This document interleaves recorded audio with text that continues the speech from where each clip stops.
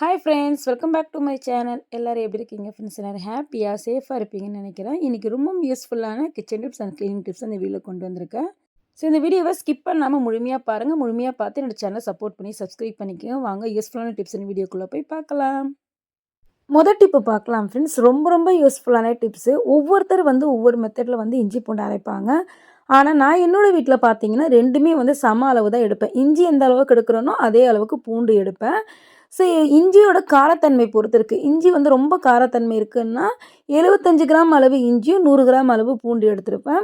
ஒரு சிலர் பார்த்தீங்கன்னா இந்த சைனா இஞ்சியெல்லாம் இருக்கும் பார்த்தீங்கன்னா அதெல்லாம் ரொம்ப காரத்தன்மை அதிகமாக இருக்காது. அதனால் நான் கொஞ்சம் அதிகமாக எடுத்துருவேன். 100 கிராம் அளவு இஞ்சி எடுத்தேன்னா 100 கிராம் அளவு பூண்டு எடுப்பேன். எப்பொழுதுமே இஞ்சி பூண்டு அரைக்கிறீங்க அப்படின்னா நல்லா இந்த இஞ்சியை நல்லா குட்டி குட்டியாக கட் பண்ணி எடுத்துக்கோங்க. அதுவும் ஃபஸ்ட்டு நம்ம அரைக்க ஸ்டார்ட் பண்ணுறோன்னும் போது ஃபஸ்ட்டு நம்ம இஞ்சியை தான் அரைக்கணும். ஏன்னா நம்ம ரெண்டுமே ஒரே சமயத்தில் போடும்போது என்ன ஆகும் அப்படின்னா பூண்டு சரியாக அரைப்பட்டு வராது.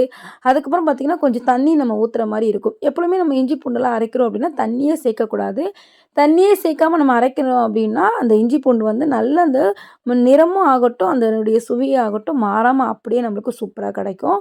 ஸோ இது கொஞ்சம் அதிகமாக இஞ்சி இருக்கிறனால கொஞ்சம் கொஞ்சமாக பேட்சாக போட்டு நான் அரைச்சி எடுக்கிறேன். ஸோ நல்லா இஞ்சி அரைச்சதுக்கப்புறம் அதாவது பல்ஸ் மோட்லேயும் நார்மல் மோட்லேயும் போட்டு நீங்கள் அரைச்சி எடுக்கணும். ஸோ அரைச்சி எடுத்ததுக்கப்புறம் தான் பார்த்திங்கன்னா நான் இது சேர்க்க போகிறேன், பூண்டு சேர்க்க போகிறேன். ஓகேங்களா? ஸோ இப்போ பாருங்கள், பூண்டு சேர்த்ததுக்கப்புறம் இது கூடவே நம்ம வீட்டில் இருக்கக்கூடிய 2 பொருள் நம்ம சேர்க்கணும். இது சேர்த்து நம்ம அரைக்கும் போது அந்த இஞ்சி பூண்டினுடைய கலருமே மாறாது. அதனுடைய அந்த நல்லா இஞ்சி பூண்டு நம்ம ஓப்பன் பண்ணும்போதே ஃப்ரெஷ்ஷாக அரைக்கும்போது நல்லா வாசனையாக இருக்கும். கொஞ்ச நாள் ஆனதுக்கப்புறம் பார்த்திங்கன்னா அதோடைய வாசனையே இருக்காது. ஸோ எப்பவுமே நீங்கள் அரைக்கிறீங்கன்னா இது கூட கொஞ்சமாக கல்லுப்பு, கொஞ்சமாக மஞ்சள் தூள் மட்டும் சேர்த்து லைட்டாக ஆயில் மட்டும் சேர்த்துக்கலாம். நீங்கள் சமையலுக்கு யூஸ் பண்ணுறீங்களா அந்த ஆயில் நீங்கள் சேர்த்துக்கலாம். வாசனை இல்லாத ஆயில் நம்ம சேர்க்கணும். லைட்டாக சேர்த்ததுக்கப்புறம் நீங்கள் அரைச்சி எடுத்தீங்க அப்படின்னா தண்ணி எதுவுமே ஊற்ற தேவையில்லை. நல்ல ஈவனாக இஞ்சி பூண்டு நம்மளுக்கு சூப்பராக அரைப்பட்டு கிடைக்கும். இப்போ பாருங்கள், அரைச்சி வந்தாச்சு. அவ்வளோதான். ஒரு கண்ணாடி பவுலில் போட்டு நீங்கள் ஸ்டோர் பண்ணி வச்சிங்க அப்படின்னா ஃப்ரிட்ஜில் இது எப்படி இருக்கோ லாஸ்ட்டு மட்டுமே அதே மாதிரி இருக்கும். ட்ரை பண்ணி பாருங்கள். ரொம்ப ரொம்ப யூஸ்ஃபுல்லான டிப்ஸு. இந்த டிப்ஸு பிடிச்சா மறக்காமல் இந்த வீடியோக்குமே ஒரு லைக் கொடுங்க. டிப்ஸ் ரொம்ப ரொம்ப பிடிச்சிருந்தா உங்கள் ஃப்ரெண்ட்ஸ் அண்ட் ஃபேமிலிக்கும் ஷேர் பண்ணுங்கள். அடுத்து இன்னொன்று சொல்கிறேன் பாருங்கள். அதேமாதிரி இஞ்சி பூண்டு அரைக்கிறதா இருந்தால் நான் 2 பேட்சாக அரைச்சி வைப்பேன். ஏன்னு சொல்கிறேன், சேம் நம்ம ஃபஸ்ட்டு எப்படி அரைச்சோமோ அதே போல் தான் இஞ்சி கொரகொரப்பாக அரைச்சிக்கணும். அதுக்கப்புறம் நம்ம பூண்டு சேர்த்துக்கணும்.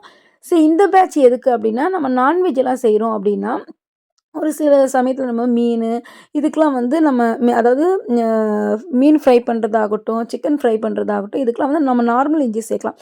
பட் இது நம்ம சேர்க்கும்போது என்னென்னா கறி குழம்பு அதுக்கப்புறம் பிரியாணிக்கெலாம் இந்த இந்த இஞ்சி பூண்டு விழுதை நம்ம சூப்பராக சேர்த்தோம் அப்படின்னா நல்லா வாசனையாக இருக்கும்.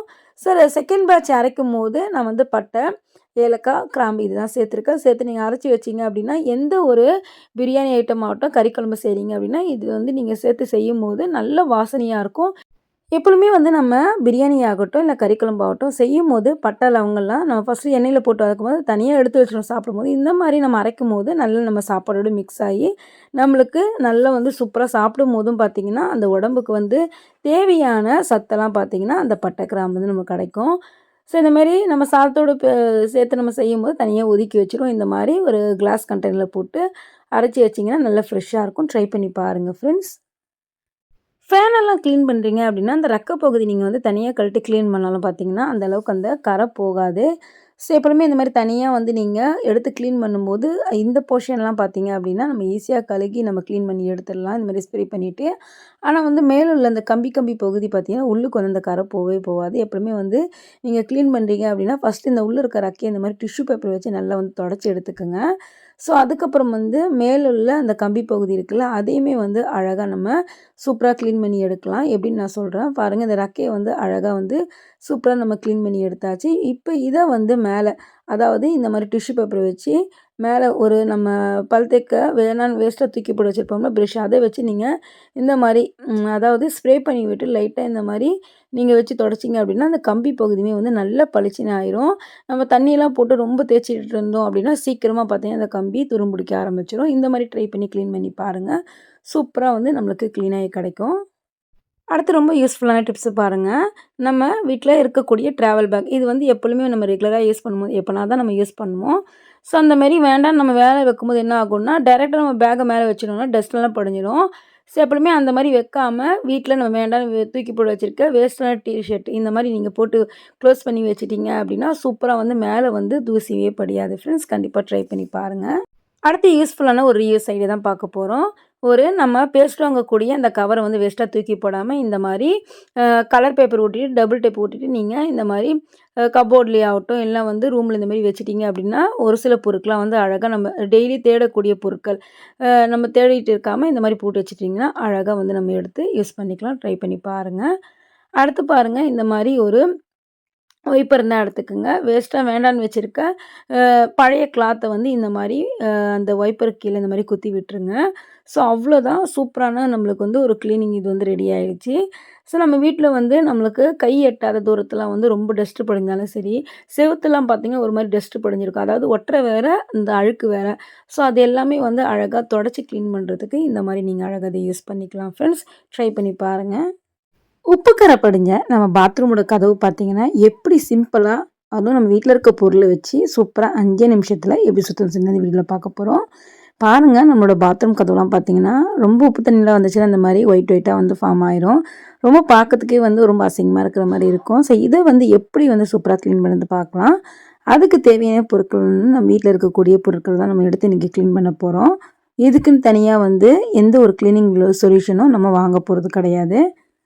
ஃபர்ஸ்ட்டு இந்த மாரி யூஸ் பண்ணாத எதனா ஒரு பவுலோ இல்லனா வந்து ஃபுட் கண்டெய்னர் தான் எடுத்துக்கங்க. இதில வந்து நான் சால்ட் உப்பு தான் சேர்க்க போறேன். ஸோ இது சேர்த்ததுக்கப்புறம் வந்து இது கூடவே வந்து நம்ம பேக்கிங் சோடாவ சேர்க்கணும்.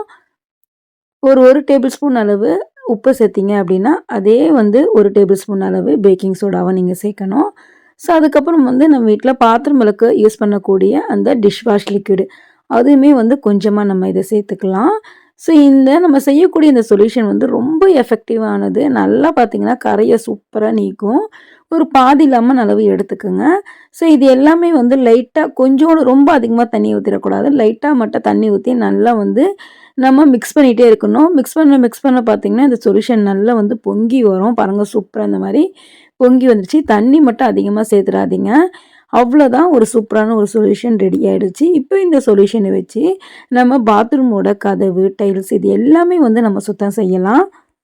இந்த மாரி ஒரு ஸ்டீல் ஸ்க்ரப்பர் இருந்தா எடுத்துக்கங்க. வேஸ்ட்டா வேண்டாம் தூக்கி போட்டு வச்சிருப்போம்ல, கொஞ்சம் பிஞ்சு போன இந்த ஸ்டீல் ஸ்க்ரப்பர் ரொம்ப நாள் நம்ம யூஸ் பண்ண மாட்டோம். ஸோ அத வந்து வேஸ்ட்டா தூக்கி போடாம இந்த மாரி பாத்ரூம்லாம் வந்து கிளீன் பண்ணுறதுக்கு நம்ம யூஸ் பண்ணிக்கலாம். ஸோ இந்த சொல்யூஷன வச்சு கொஞ்சம் கொஞ்சமா தொட்டு தொட்டு நம்ம எப்படி வந்து கிளீன் பண்ணணும் அப்படின்னா, ஸ்டீல் ஸ்க்ரப்பர் வச்சு நல்லா இந்த மாரி ரொட்டேட்டிங்கில நல்லா இந்த மாரி தேய்ச்சு தேய்ச்சு நீங்க கிளீன் பண்ணீங்க அப்படின்னா, சூப்பரா பளிச்சுன்னு ஆயிடும். இது தேய்ச்சு விட்டதுக்கப்புறம் வந்து ஒரு 15 நிமிஷம் அப்படியே விட்டுறணும். ஸோ நான் கதவோட ஒரு சைடு அதாவது கீழ் போர்ஷன் மட்டும் உங்களுக்கு நல்லா வந்து கிளீன் பண்ணி நான் காட்டுறேன். மேல் உள்ள போர்ஷனுக்கும், கீழ் உள்ள போர்ஷனுக்கும் நல்ல டிஃப்ரெண்ட் உங்களுக்கு தெரியும். இப்போ ஒரு 15 நிமிஷம் கிட்ட ஆயிடுச்சு. நான் பாதி வரைக்கும் தான் கிளீன் பண்ணேன். ஸோ இப்போ நான் தண்ணி ஊத்தி இத கழுகி காட்டுறேன். உங்களுக்கு பார்க்கும்போதே வந்து டிஃப்ரெண்ட் தெரியும். தெரியுதுங்களா? தண்ணி ஊத்தும்போதே தெரியுதுங்களா டிஃப்ரெண்ட்டு? பாருங்க சூப்பரா வந்து கீழ இருக்க அந்த உப்பு கர படிஞ்ச இது எல்லாமே வந்து நல்லா கிளீன் ஆயிடுச்சு. நான் உங்களுக்கு ஃப்ளாஷ் லைட் அடிச்சு காட்டுறேன். இங்க பாருங்க இந்த இடத்துக்கும், மேல நான் காட்டுறேன் பாருங்க, அந்த இடத்துக்கும் நல்ல டிஃப்ரெண்ட் தெரியும். சூப்பரா வந்து உப்பு கர படிஞ்ச இந்த கதவு வந்து பழையபடி புதுசா வாங்கும்போது எப்படி இருந்துச்சோ, அதே மாரி நல்லா பளிச்சுன்னு நம்ம மாத்தியாச்சு. கண்டிப்பா இதே போல உங்க வீட்டுக்குள்ள ட்ரை பண்ணி பாருங்க. பாருங்க மேல உள்ள இடத்தெல்லாம் பார்த்தீங்கன்னா, உப்பு கரை எப்படி படிஞ்சிருக்கு பார்த்தீங்களா? கீழ பார்த்தீங்களா? ஸோ நல்ல டிஃப்ரெண்ட் இதில பார்க்கும்போதே உங்களுக்கு தெரியும். கண்டிப்பா இத உங்க வீட்டுக்குள்ள ட்ரை பண்ணி பாருங்க. இந்த டிப்ஸ் பிடிச்சிருந்தாலும் உங்க ஃப்ரெண்ட்ஸ் அண்ட் ஃபேமிலிக்கும் இத மறக்காம ஷேர் பண்ணுங்க. அவங்களுக்குமே ரொம்ப யூஸ்ஃபுல்லா இருக்கும். ஓகே ஃப்ரெண்ட்ஸ், இந்த வீடியோல சொன்ன எல்லா டிப்ஸுமே கண்டிப்பா உங்களுக்கு பிடிச்சிருக்கும்னு நினைக்கிறேன். பிடிச்சிருந்தா மறக்காம நம்ம சேனலை சப்போர்ட் பண்ணி சப்ஸ்கிரைப் பண்ணிக்கங்க. நெக்ஸ்ட் ஒரு இன்ட்ரெஸ்டிங்கான யூஸ்ஃபுல்லான வீடியோல பார்க்கலாம். தேங்க்ஸ் ஃபார் வாட்சிங்.